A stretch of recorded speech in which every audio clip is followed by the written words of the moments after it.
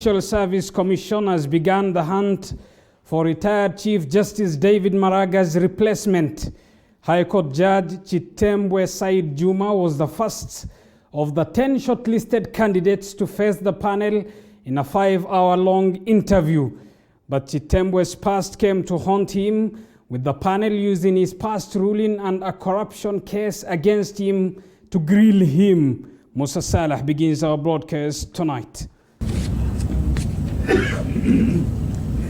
The Judicial Service Commission has commenced the search for Kenya's next Chief Justice. As possible, Your Honor. The Commission's first interview of the 10 shortlisted candidates to succeed retired Chief Justice David Maraga began at 9 a.m. on Monday. First on the list, High Court Judge Justice Said Chitembwe Juma. The first 6 months in office, I will not intend to bring in any new agenda other than picking from the SJT. The duration of the SJT plus the strategic plan is still running. Retired CJ Maraga's term was marked largely by a vicious acrimony with President Uhuru Kenyatta-led executive, but Justice Chitembwe believes that resolving the judiciary executive standoff needs his over 29 years of experience, promising to initiate negotiations with the president if given the position. My Lord, you are aware that JSC has recommended for appointment for 21 judges to His Excellency the President of the Republic of Kenya. As you are aware, that process has not been completed. What would you do to ensure the exercise is completed?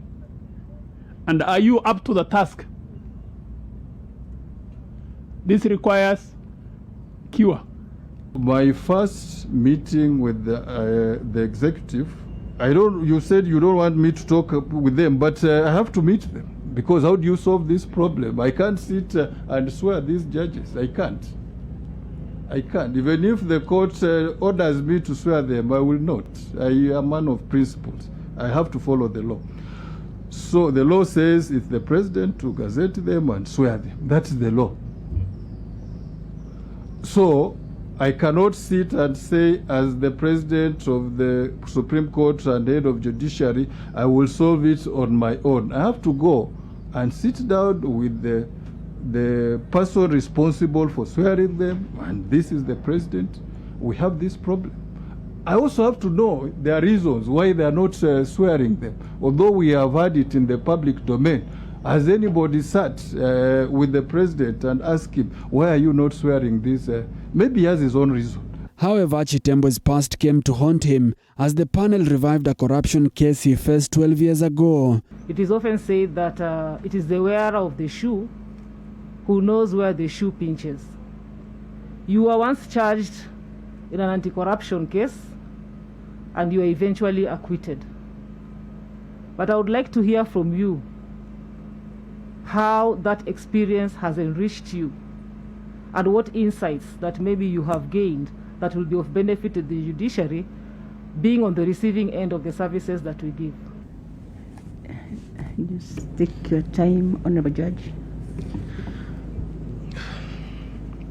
Chitembwe wept as he recalled his long wait for freedom. It's good you have asked some of these questions. He, however, asked fellow judges to carefully consider the motive behind the cases brought before them to avert unlawful prosecution.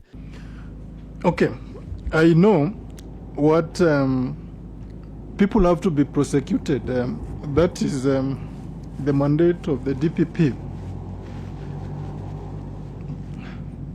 But as you sit as a judicial officer, you should be able to sift out what has been brought for serving other purposes and what has been genuinely brought as a court case. The JSC panel also used Chitembwe's past judgments to press him even harder, questioning his reasoning in some of the defilement cases he presided over. In 2016, Chitembwe shocked the country when he set free a 20-year-old man who was serving a 20-year jail term for allegedly defiling a 13-year-old girl. Giving his ruling then, Chitembwe claimed that it was unfair for the young man to spend 20 years in prison, yet the two were mutually enjoying the relationship. conviction of a defiler should be based on actual circumstances and proof that the complainant was indeed defiled. So basically, when a person reads this, they say, you as a judge are saying it is okay and a defiler should be let free if a child behaves like an adult. And it is something that, should not be discouraged. That is what the complainants are saying. You convict a 20-year-old boy, the 17-year-old girl is crying, where are you taking my husband? These are the problem of the society.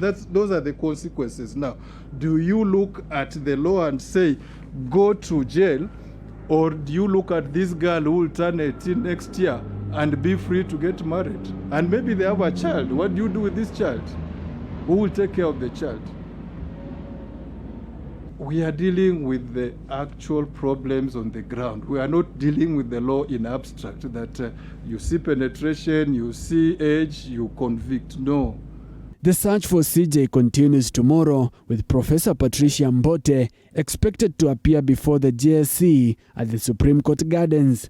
10 candidates have been shortlisted for the CJ position. The selection process expected to continue until the 23rd of this month.